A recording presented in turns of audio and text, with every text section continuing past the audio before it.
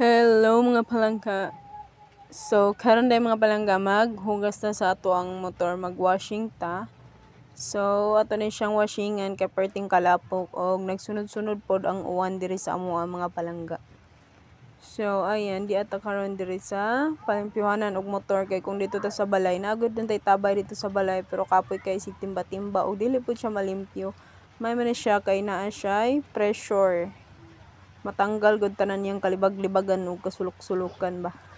So ayan, kay dali ra pud siya niya 5 ra pud ang iyahang bayad. Kada hulog ay 5.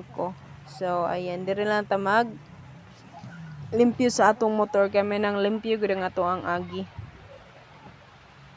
Kay nagsunod-sunod ba ng ulan diri sa amoa.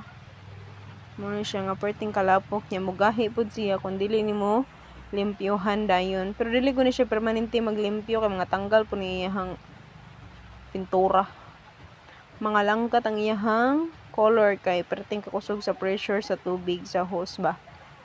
So ato lang siya limpyohan katalagsa. So na po ning about diri nga maglimpyo pod sa iyahang motor kay perti laging lapok ka lagi.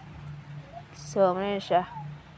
Oh, dali kayo gabaktas ato lang gi fast forward kay so kay nahuman naman ta. Awa pa day ta nahuman oy.